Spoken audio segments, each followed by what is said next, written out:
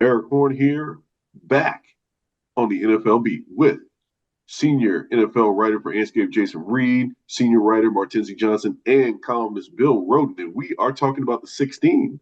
And if you're not familiar with the 16 on Andscape.com throughout the season, whether it's through video essays or roundtables or written pieces, we are going to be talking about the 16, the record 16 starting black quarterbacks in the NFL this year. But before we get started, we're going to talk about the most famous third string quarterback in NFL history. Y'all, we just got to get into this Shedeur Sanders thing, man. It seems like every week, even though this man has not played a significant snap in the NFL, we got to talk about it. So the Cleveland Browns finally make the move to bench Joe Flacco and start Dillon Gabriel, the number 2 quarterback. But when Shedeur Sanders is asked about being the third string, not being having the opportunity to be the second string quarterback, he goes into what can only be described as a non-verbal voicing of his opinion on the situation. Martenzie, welcome to the show. As someone who has commented on the NFL throughout the season and has also written a great piece that you should check out on Andscape post Super Bowl that was called the 2025 quarterback tiers, black quarterback tiers. What did you think of the Shedeur Sanders situation going on this week? That I used to get points off for this on TV. Yeah. So let me correct you first, Eric. Please That do. the most famous third string quarterback was Tim Tebow. So let's correct that. Oh, okay. Shedeur.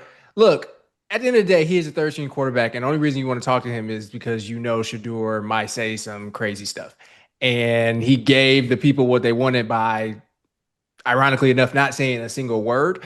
I don't really care. I find it funny. It's not going to matter a week from now. We'll forget. We forgot the thing that Shedeur just said last week because we're talking about this, which he basically said, I think I'm better than some of the quarterbacks I've seen play so far this season, even though Shedeur, we've all seen you play in the preseason and it did not go that well. So I don't really care. I do think, like you said, I wrote that tiers piece and I thought that Shedeur coming out of Colorado, one, was going to be a first round draft pick.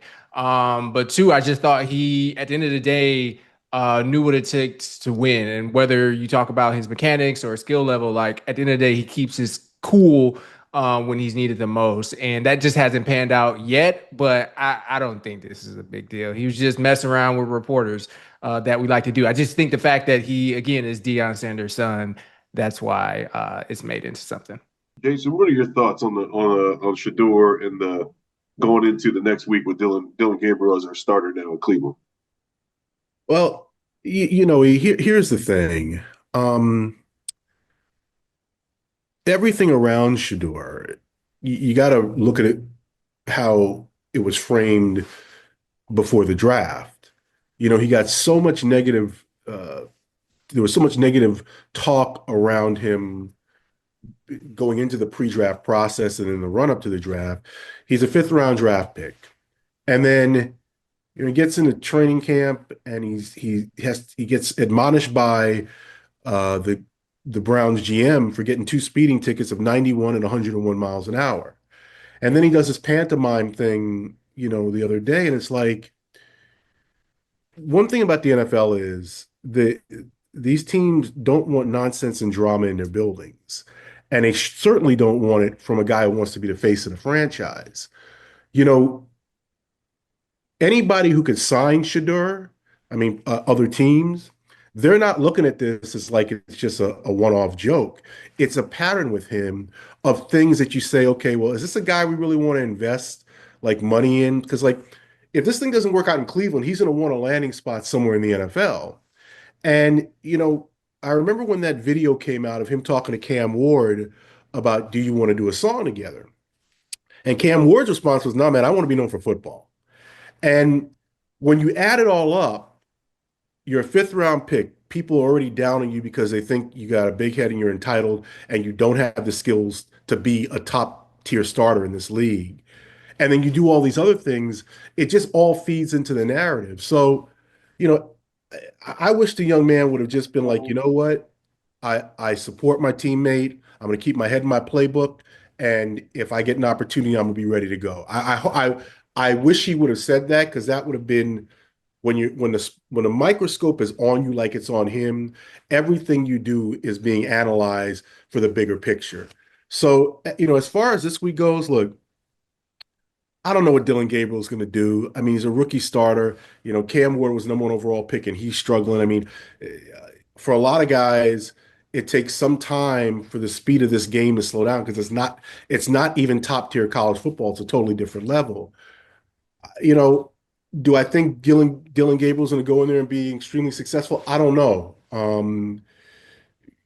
The Browns have had him in practice. They've seen what he's done, and they feel that this is a move they want to make now. I just hope for Shedeur's sake that if Dylan Gabriel does falter after a few games and they want to give Shedeur a shot, I hope Shedeur is ready to capitalize on it. Bill, Yeah, your T-shirt, man, it's still holding up. Where's your T-shirt? Where's your Shedeur Sanders T-shirt, man, man? this What's up? this this is a Disney company, man. I can't wear that on. I can't wear it on this. We'd all be trying to join Shadeur's band. I can't wear that.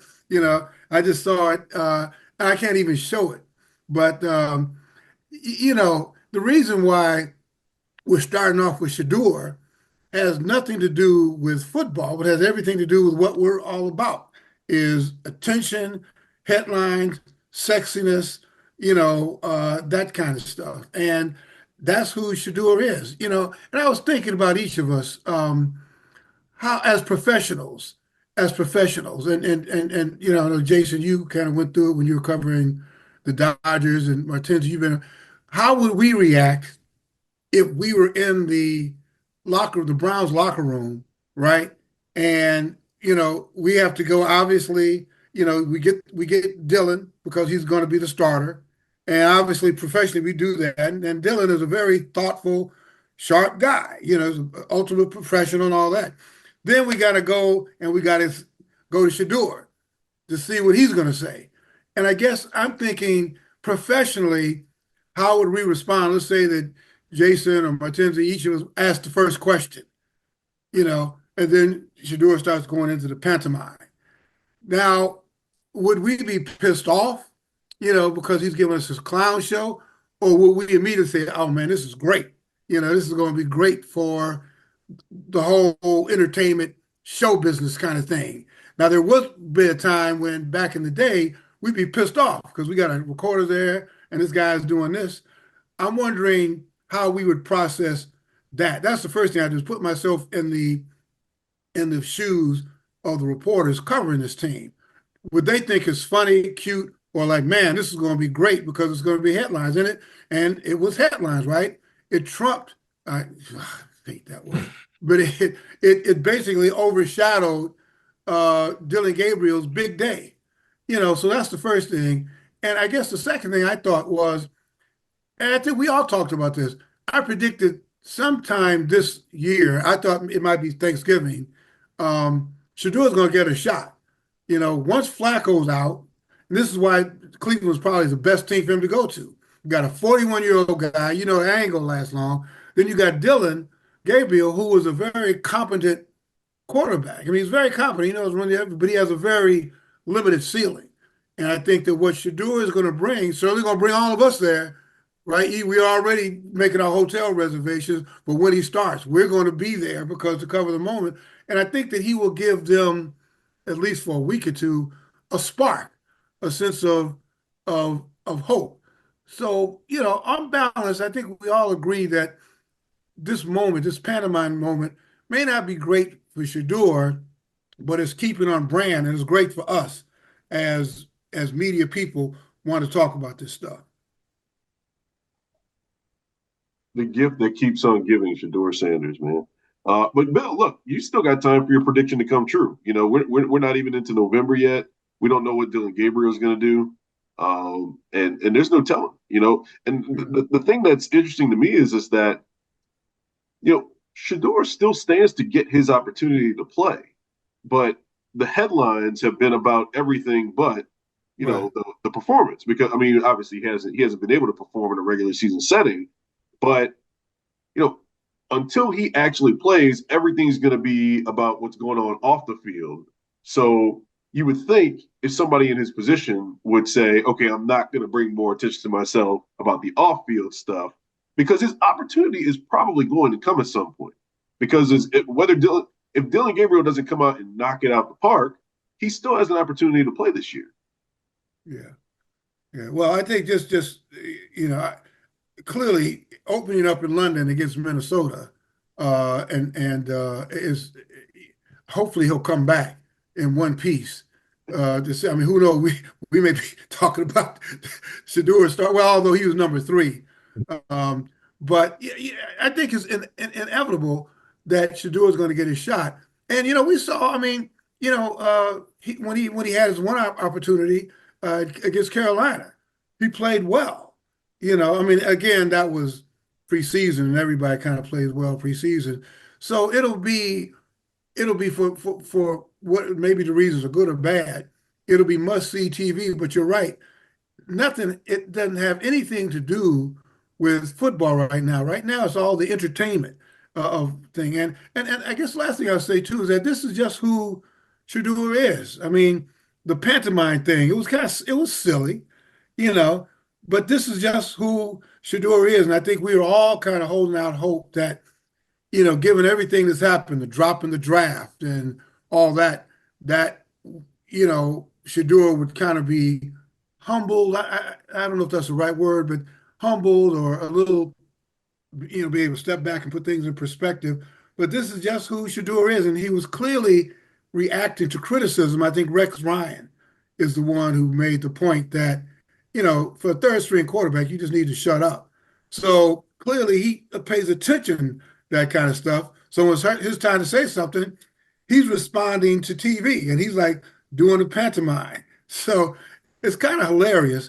And to your point, Jason, the question is, do the Browns find this hilarious? Do they think this is funny? Does Dillon Gabriel think it's funny? Because, he could have just said, hey, I'm behind Dillon. I hope he does well. I'm there to play hard and all that. That ain't him. That's not Shedeur's brand. And it brings us to the funniest part of all this, that Rex Ryan is telling somebody to shut up. Okay, so moving on. We wanted to get into the 16, and using some simple math, I did some counting. We had 7 guys have been drafted in the last 3 years that are now starting quarterbacks and also happen to be black. We got Jayden Daniels, Spencer Rattler, Michael Penix Jr., C.J. Stroud, Cam Moore, Caleb Williams, and Bryce Young. So we're going to play a couple games. This group makes up closely a quarter of the league's starting quarterbacks. Who do you think is in the best situation of the young black quarterbacks that I just listed? We can start with you, Martenzie. Who do you feel like has the best situation right now? Jayden Daniels, hands down. I don't even think there's even a competition here. And it's ironic, right? Because we're talking about the Commanders who, for the last 2 decades, have been a bit of a joke in the NFL. But things obviously have changed now that Josh Harris is there. The front office and the ownership seems competent now compared to in the past. The defense is a little shaky, but they seem like in win now mode. They surrounded Jayden with weapons and options.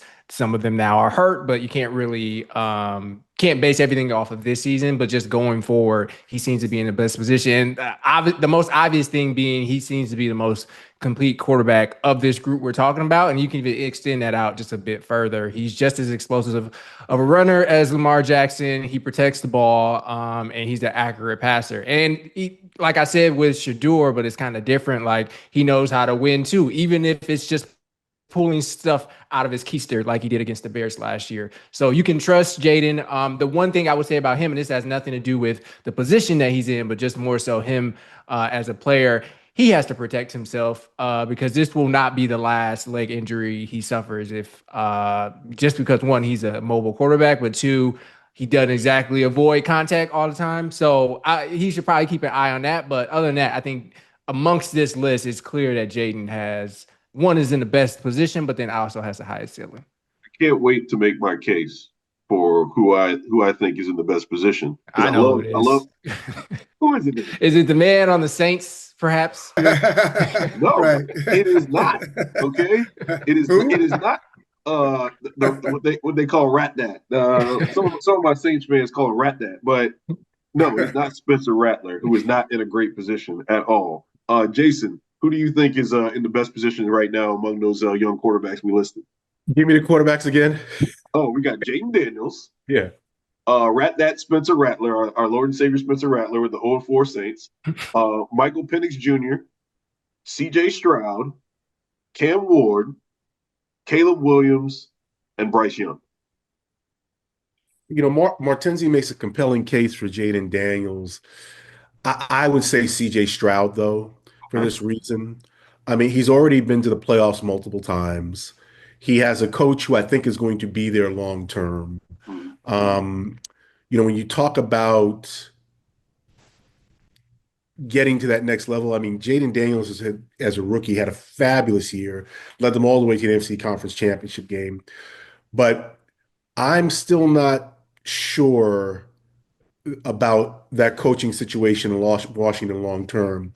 You know, I think that Quinn did a good job that first year, um, but this is going to be a big year for them. You know, they haven't got off to the greatest start. They're the oldest team in the league. Defensively, they don't tackle very well. So I don't know how this year is going to shake out. What I do know is that CJ Stroud has already been to the playoffs multiple times. I think D'Amico Ryans is going to be there for a very long time. So, coach quarterback situation, I think that CJ Stroud's in the best spot. That's a compelling argument. Bill, what do you think? To be honest with you, and I kind of hear what each of you say. I think it's Caleb Williams of Chicago. Okay, let's Uh, hear it. and it's not that, Caleb and Shedeur kind of have a little in common. They got a little bit of this showmanship thing, but I do think that Caleb Caleb is really growing, and I think that he's got a coach who has his foot up his butt. You can tell every second of the day. Ben Johnson's not playing with him. He's hard on him, he's rough on him, and Caleb kind of came in with that whole kind of Hollywood kind of stuff and has that thing. And Ben Johnson, I ain't having none of that. You better either toe the line or you ain't gonna be long for this. And so I've seen Caleb each week do better, against Las Vegas. And I think that he's got a very solid defense as well. I think the Bears defense is really coming on. So I think that by the end of the year, you know, Caleb, fingernail polish notwithstanding, I think really could position himself if he continues on his arc as maybe not offensive player of the year, but to answer your question, I think that he's the one I think has a higher ceiling if he continues to learn and play and put the nonsense aside. And to your point, Jay Reed, I think that the coaching staff, I think Ben Johnson is on more solid footing than the crew in Washington. He's no nonsense, and he is on Caleb, man. I mean, he is on him, So I like that. So my vote will go to Caleb. I like the diversity in the choices. Okay, let me make my case for, and this I know I'm going to sound crazy because this is the Atlanta Falcons we're talking about. Oh boy. Michael Penix Jr. is in the best situation of all these young quarterbacks. Okay, indoor stadium, relatively weak division because granted, the Buccaneers are a good team, but Baker can be had. The Saints and the Panthers are the Saints and the Panthers. Bijan Robinson's a top 5 running back. Drake London, he's a ascending receiver. Kyle Pitts, week to week, but the point is Michael Penix has good weapons. The only thing that gives me hesitation about the Penix situation is I don't know how much leash Raheem Morris is going to get after this year or Terry Fontenot in the front office. But I think if they tighten up some stuff around those guys, I saw some emerging talent on the defensive end. I think they drafted some good young players this year. they got to tighten up a couple of positions. I think they got to get stronger in the offensive line. But I think Penix does have a chance to kind of be a solidified guy if they can continue to ascend and have some consistency and, maybe challenge Tampa Bay in the next couple of years. I know people are going to, I thought everybody was going to pick Jayden Daniels, to be honest with you, because Jayden Daniels is incredible. He is a best situation in himself to me. When I'm just thinking of like a guy that you can build around, excuse me, I would pick him over any of the guys we talked about. But I feel like Michael Penix has more around him than a Jayden Daniels, if that makes sense. In terms of like young talent going forward. They're so inconsistent. I mean, the Falcons might be the most inconsistent Yeah. team. But one week they go and who they blast? Carolina. Yeah. And then the No, they next lost to Carolina. Oh, yeah, remember and they look terrible, So, yeah, and my other thing about Jayden, man, and it's probably not. I love Jayden. I love like as a human being, as a quarterback, but I just keep getting these flashbacks to RG3, And I know that we're talking about different times, different regimes, but I just fear for his safety. Martenzie, you laid out a good thing. If he protects himself, if he does, and it just seems that,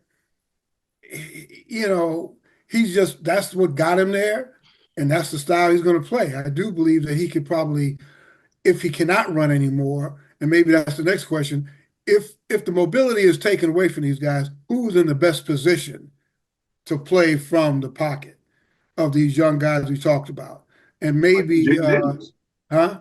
Might be Jayden Daniels. I would say, Bill, it certainly ain't Caleb because you're talking about protecting yourself. Didn't he get sacked like 60 times last year? Yeah, He ain't doing too much better this year. Like his main problem is always going to be holding on to the ball way too Right. long. And while he might not be running around as in north south, but like he's still back there opening himself up to get blasted, which he has obviously done already. So yeah, I get what you're saying. Like Jayden, there's the risk of injury, but like Caleb too, like they're different. They're not the same, but it's kind of the same thing we're talking about here, where Joe Burrow is possibly out for the rest of the season because he too holds onto the ball way too long and takes too many shots. So Caleb has that problem as well, I would say. But again, overall, I've just seen enough from, and quite honestly, I don't think CJ, who Jason mentioned, I don't think he has that problem holding on to the ball. It's just his offensive line gives him less than 2 seconds to throw the ball. So for really a lot of them, the injury thing is of concern. Yeah. Jason was just waving to CJ Stroud over there on the off camera. Sorry. I was waving at my daughter and her friends. Sorry about that. He was like, CJ, we're gonna get you some offensive line, man. Just hang on a second, all right. Yeah. But yeah, my next question was going to be who's your favorite guy to watch, and for me, it's pretty easy. It might be just across the board Jayden Daniels. When Jayden Daniels is healthy, he's up in that top tier of guys I love watching, man. Like I couldn't. I think that might have been the first time in years I actually made Commanders games kind of must see TV because of the way that he just lit up the screen, man. He was awesome for me. So that was my pick of that group. He'd probably be my favorite guy to watch so far. Yeah. Same for me. Again, it's just the explosiveness of Jayden that makes him so special and unique. Now, again, we talk about the leg injuries, that's going to slow that down a little bit. But just overall, like you said, if all those teams are playing on a given day, I'm choosing the Commanders game amongst the teams that we're talking about here. Yeah. I used to feel that way about Lamar, and I guess I still do in a way, but I'm kind of like, Yeah. I remember what a couple years ago, Martenzie, when you went down, to cover the horrible game when they lost at home to Kansas City, and that was a day that my grandson was born. I was supposed to be going down there, but then I thought about when I knew I couldn't go. I said, thank God Martenzie's there because I did not want to write that. I did not want to write that column again, and you rightfully killed him. But and this is maybe a little counterintuitive. The two people I really enjoy seeing is because I just think they get so overshadowed. One is Dak, and one is Hurts. I think Jalen Hurts may be, and to me, it's almost like a metaphor for Black Americans, and that so often no matter what we do, we're kind of marginalized. we can win titles and championships, but it's never enough. It's always, well, yeah, but, here's a guy who's, and it hurts. Here's a guy who's been nothing but consistent. He's taken his team to the Super Bowl twice, been the MVP once, and it's always because of something else. Well, it's the defense. So, well, he's got Saquon Barkley. But what they realize is that I think even with this whole tush push thing, it only works because of him. Yeah, that's the only reason it works is because of him.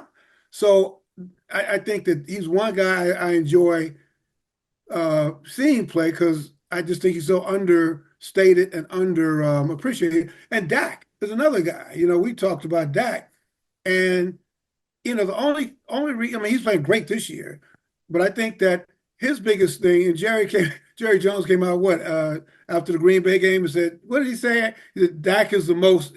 What did he say? He's the most. He said Not he important said he was person. indispensable. Yeah, indispensable. You know, and Dak, I think, only gets hurt because he's part of a clown show. He's part of a carnival show, and he's been going on what 8, 9 years in the league. So those are the two. I mean, I really respect what Dak has been able to accomplish. Coming back from injuries and all that, and Jayden being really, not Jayden, but Jalen Hurts really being underappreciated. So I give my votes to, well, I should say Mahomes, but that would be another conversation. But I'd say for the sake of this conversation, I'd say it's Jalen Hurts and Dak Prescott. Okay, Jason, you get final vote, but since Bill broke the criteria completely and included older black quarterbacks, Yeah.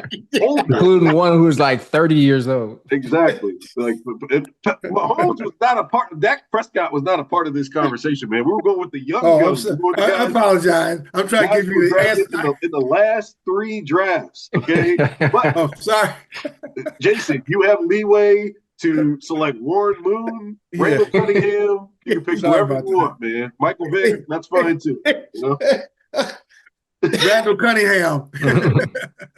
I love Bill, but I'm watching this thing like, wait a minute, did we just change the criteria? Totally changed the criteria. He flipped it up on us completely. But you know what? The legendary Bill Rhoden, you got to let him go whatever way he wants to go. I'm going to stick to the original criteria laid out. Look, for me, it's Jayden. In terms of like number one of these young guys I want to watch because he's really good in the pocket in addition to being a fabulous runner too. So I would say Jayden, but second, I would say CJ. Look, I put a premium on winning. One thing I remember that Doug Williams once said to me is like, look, in this league, it's great if you can run, it's great if you're mobile, but there's going to come a time in the playoffs where you have to drop back and throw the ball and be able to complete it to win. And CJ Stroud, has shown he can drop back and win. Now, he hasn't had great playoff success yet, but he's still very young. And in terms of like what he has been able to show, like I really enjoy watching him. So I'd say number 1, Jayden, number 2, CJ Stroud. Well, I apologize for me breaking the breaking. Can I get well, go ahead, Martenzie, and maybe. Oh no, you're good. You're good. My second choice would be Michael Penix Jr., and it's just solely because those moon balls are just. God, my eyes follow the ball every time he does it because he throws it so high, and I'm just like, this is going to end up out of bounds, and then the receiver catches it. All right, real quickly, guys, to wrap up. I already mentioned this, but a quarter of these guys who came in the last 3 years, that makes up a quarter of the league, basically. How are we feeling about this group? These young guys, again, I'll run them off. Jayden Daniels, Spencer Rattler, Michael Penix Jr., CJ Stroud, Cam Ward, Caleb Williams, Bryce Young. Do we feel like the future's in good hands with this group that's come into the league in the past 3 years? What do we think about this group as a whole? As a whole, aside from Jayden, and even he's not 100%, I don't see a clear the guy amongst them. I see very good quarterbacks, or at least could be very good quarterbacks, but none of them jump off the table as like, okay, this is not to compare it as like the skill level of Mahomes, but like this is the person who's going to go to multiple Super Bowls or even multiple conference championships. So we don't have that, but we do have really good. We also have one who I'm not sure is going to make it to the end of the season, and two really younger ones who I still have questions. The two questions are Michael Penix and Cam Ward. I'm not gonna assume too much about either of them because it's really their first time starting. And Cam is in a very, very bad situation in Tennessee. Bryce Young, I think that's over. The first year obviously didn't go well, getting benched, and then this season starting off the year fumbling on the first possession first possession of the game. So I just don't see it for Bryce, but for everyone else, I see very decent quarterbacks. I just maybe need a season or two more to be like, okay, this is that quarterback class of what was that 83, 86. What was that, Marino and them? 83. 83. I don't see that amongst them, but there's still time for them to get to that point. Yeah. Do I get another vote? Since that can we? Yeah, We talk about but you Warren. can't We were include reading Dak Warren Prescott. Moon. Can we talk about Warren? Yeah, you can't include What James about Shaq Harris. Russell Wilson? Yeah, Russell Wilson is out. He is. I know. I know that's part of another show, right? The older Yeah. quarterback. What we need to do is we need to set up a board, and each time a black quarterback gets eliminated during the season, we need to like gray out their face, and like kind of like around the homer, just they get grayed out, kind of like. And Russell Wilson will be the first one grayed out. Spencer Rattler will be next. Bill, how do you feel about this young group? I like the promise. I'm about the promise of springtime. I love the promise. Who will we be talking about 5 years from now? Of this group, the five. I like Jayden, man. I'm kind of with you guys. I just pray, man, that this brother stays healthy, man. That's the big thing. And Rattler, I don't know, on the fence. Bryce, I agree with you. I think Bryce may be the first to go. Um, Jayden number one, and I'll kind of go back to Caleb. I think Caleb has enough, although we kind of get on with the show, I think he has enough self-confidence in himself. And I think that Ben Johnson is kind of good for him. That yeah, I'd say Jayden first, hopefully stays healthy. I'd say Caleb second. I think 5 years from now, I think those are the two people that we may still be talking about. Jason? Yeah, I'm still going with my top two that we've been talking about from the beginning, Jayden and CJ. I'm not ready to write any of the rest of them off though yet. I mean, I know Bryce is he only gets so many opportunities before you got to go that backup route and then try to reprove yourself. Sam Darnold did it. He was a guy who was a high round pick, first round pick, struggled, but got into good situations, and then all of a sudden, his careers were born. So, hopefully Bryce won't have to go that route. Hopefully he'll make it there. But if he doesn't, maybe he'll get a chance to, rebuild himself again somewhere else. But yeah, I definitely think Jayden and CJ, those are the two guys I'm going to keep, saying I think they're the future. There's one guy missing from this group that I didn't include because he's not a starter anymore, and I've got an ambitious thing I'm putting out into the ether for this man. His name is Anthony Richardson, and he was drafted very high in the last 3 years in the league of drafts, and as doesn't look like he's going to get an opportunity to start again in Indianapolis. What I want for my New Orleans Saints to do is take a flyer on Anthony Richardson and draft at other needs in the upcoming draft, as it looks like they're going to have a top 5 pick, but there's not a quarterback coming out in this class that has really impressed me that has more of a physical upside than Anthony Richardson. I want Anthony Richardson to get with Kellen Moore, to get with a team that wants to nourish him and love him and appreciate him. And I want the New Orleans Saints to draft at other positions, to go get a receiver or go get a defensive lineman or something else that's going to help make Anthony Richardson's life easier.